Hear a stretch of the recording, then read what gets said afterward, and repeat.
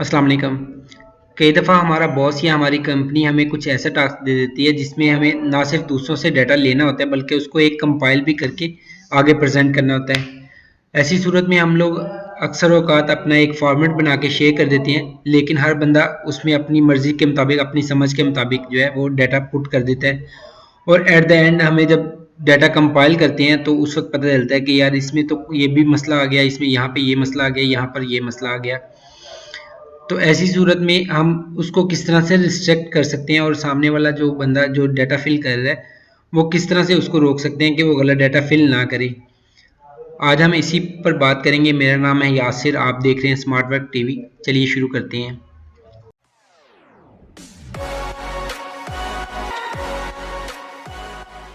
आज हम जिस चीज़ को डिस्कस करेंगे इसको हम ऑफिशियल लैंग्वेज में डाटा वैलिडेशन कहते हैं। इसमें हम कुछ चीज़ें जो डिस्कस करेंगे उसमें whole number, text length, date, drop down list, ये सारी चीज़ें जो हैं वो हम डिस्कस करेंगे। अब अगर आप यहाँ पर देखो तो मेरे पास एक चार्ट है जिसमें मैंने ये सारी चीज़ें लिख ली हैं। तो यहाँ पर अगर मुझे होल नंबर, मेरा कुछ इस तरह का डाटा है कि मैं क्या करता हूँ कि यहाँ पे सिर्फ और सिर्फ नंबर ही आना चाहिए, कोई बंदा गलती से भी इसमें कोई टेक्स्ट नहीं लिखे। तो मैं इसको सिलेक्ट करूँगा। सिलेक्ट करने के बाद डाटा में जाता हूँ। डाटा में जाने के बाद डाटा वैलिडेशन, और वैलिडेशन पे क्लिक करने के बाद यहाँ पर आप देखें तो अलाउ के अंदर नीचे जो वैल्यू पुट है वो एनी वैल्यू है। मतलब कि इसमें कोई बंदा नंबर्स भी लिख सकता है, डेट भी लिख सकता है, कोई फार्मूला भी लिख सकता है, कुछ भी जो चाहे वो लिख सकता है। मैं यहाँ पे क्लिक करता हूँ। क्लिक करके इसको जो है वो होल होल नंबर पे क्लिक कर देता हूँ। होल नंबर पे क्लिक करने के बाद नीचे एक डाटा की ऑप्शन आ गई और डाटा में वो मुझे पूछता है कि आपको किस तरह का डाटा चाहिए। आपको बिटवीन डाटा चाहिए, आपको नॉट बिटवीन डाटा चाहिए, आपको इक्वल टू चाहिए, आपको नॉट इक्वल टू चाहिए, ग्रेटर देन और लेस देन और इक्वल टू, किस तरह का डाटा चाहिए आपको। मैं उसे कहता हूँ कि मुझे बिटवीन वाला चाहिए। तो बिटवीन पे जब मैं क्लिक करता हूँ तो उसके बाद वो मुझे कहता है कि मिनिमम नंबर क्या हो। मैं उसे कहता हूँ कि मिनिमम नंबर जो हो वो 10 से नीचे नहीं होना चाहिए और मैक्सिमम नंबर जो है वो 100 से ऊपर नहीं होना चाहिए। मैं इसको ओके करता हूँ लिखने के बाद। तो यहाँ पर ये जो मेरा जो मैंने यहाँ पे कंडीशन लगाई है वो सिर्फ इन सिलेक्टेड सेल्स पे है। अब मैं यहाँ पर जब 10 लिखता हूँ तो वो मुझे एंटर करने दे रहा है। मैं यहाँ पर 50 लिख रहा हूँ तब भी वो मुझे एंटर करने दे रहा है। जैसे ही मैं उसको 100 लिखता हूँ तब भी एंटर करने दे रहा है। लेकिन जैसे ही मैं 101 लिखूंगा तो वो मुझे एंटर नहीं करने देगा। उसकी वजह ये है कि मैंने उसको यहाँ पर रिस्ट्रिक्ट कर दिया और यहाँ पे मैसेज भी उसने शो कर दिया, this value doesn't match the data validation restriction defined for this cell. मैं इसको दोबारा से चेंज करता हूँ, रिट्राई करता हूँ और मैं यहाँ पर 9 लिखता हूँ। 9 लिख के चेक करता हूँ क्या वो इसको वैलिडेट करता है। जैसे मैंने 9 लिख के एंटर किया तो यहाँ पर भी वो उसने सेम वही मैसेज दे दिया मुझे कि ये जो सेल्स है इन पर रिस्ट्रिक्शन लगाई गई है और उसके मुताबिक आप ये एंटर नहीं कर सकते। तो यहाँ पर आप अपनी मर्जी से इस तरीके से डाटा दे सकते हैं। मैं यहाँ पर अगर 10 करता हूँ या 20 करता हूँ तो यहाँ पे वो मुझे एंटर करने देगा। इसी तरीके से अगर मैं टेक्स्ट लेंथ की बात करूं तो टेक्स्ट लेंथ के अंदर भी सेम यही फॉर्मेट होगा कि मैं इसमें डाटा में जाऊंगा। डाटा में जाने के बाद डाटा वैलिडेशन में जाने के बाद यहाँ पे मैं टेक्स्ट लेंथ लगा दूंगा और टेक्स्ट लेंथ लगाने के बाद यहाँ से मैं इसको बिटवीन की ऑप्शन पे सिलेक्ट कर दिया। सिलेक्ट करने के बाद मैं कहता हूँ मिनिमम जो कॉन्टेक्ट जो अल्फ़ाबेट्स लिखे जाएं वो 5 हों और मैक्सिमम जो लिखे जाएं वो 6 हों। तो जब मैंने इसको करने के बाद ओके किया तो ओके करने के बाद यहाँ पर मैं जब भी टेक्स्ट लिखूंगा, मैंने 5 टेक्स्ट लिखे और उसके बाद मैं एंटर करता हूँ तो एंटर करने दे रहा है। मैं 6 टेक्स्ट लिखता हूँ। 6 टेक्स्ट लिखने के बाद मैं उसको एंटर करता हूँ तो वो तब भी मुझे एंटर करने दे रहा है। लेकिन जैसे ही मैं 6 से ज़्यादा टेक्स्ट लिखता हूँ तो वो मुझे एंटर नहीं करने देगा और सेम वही वाला मैसेज जो है वो मुझे शो होना शुरू हो जाएगा, this value doesn't match the data validation restriction defined for this cell.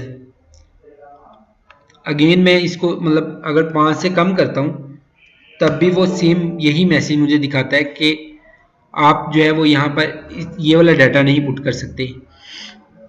मैं दोबारा से इसको 5 अल्फ़ाबेट्स दे देता हूँ और एंटर करता हूँ तो ये मुझे यहाँ पे एंटर करने दे रहा है। सेम इसी तरीके से अगर मुझे किसी जगह पर डेट लेनी है तो मैं यहाँ पर डेट में जाऊँगा और डेट का कॉलम सेलेक्ट करके सेल्स को सिलेक्ट करने के बाद डाटा में जाकर डाटा वैलिडेशन, और डाटा वैलिडेशन में जाने के बाद यहाँ पर मैं इसको डेट कर लूँगा, और डेट करने के बाद यहाँ से मैं बिटवीन, अगर मैं बिटवीन लेना चाह रहा हूँ तो बिटवीन या जो भी आप लेना चाहें वो आप ले सकते हैं यहाँ पे। उसके बाद मैंने इसे इंस्ट्रक्शन दे दी कि यकम 1/2020 से लेकर यकम 12/2020 तक का डाटा ये वैलिडेट करे, उसके बाद वाला या उससे पहले वाला जो डाटा है उसको ये एक्सेप्ट नहीं करे। जब मैं यहाँ पे ओके करता हूँ तो लाइक मैं यहाँ पे लिखता हूँ 01-01-2020, ये इसको एक्सेप्ट कर रहा है। 01-05-2020 इसको भी ये एक्सेप्ट कर रहा है। लेकिन जैसे ही मैं 01-01-2021 करूँगा तो ये इसको वैलिडेट नहीं करेगा, क्योंकि मैंने उसको रिस्ट्रिक्शन लगा दी कि मुझे जो है वो इसी डेट के दरमियान का डाटा चाहिए।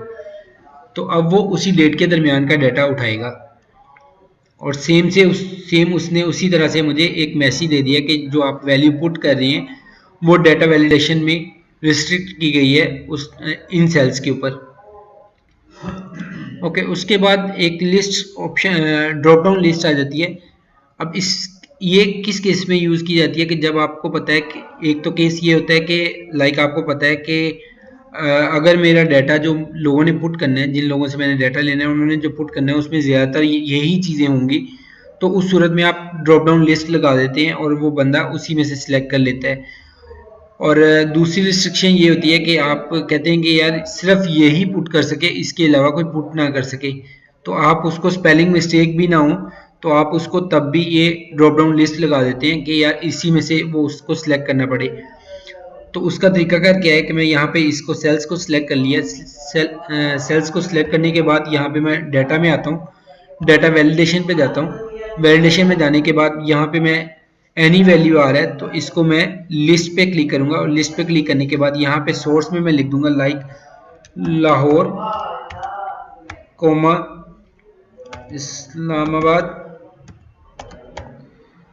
कोमा कराची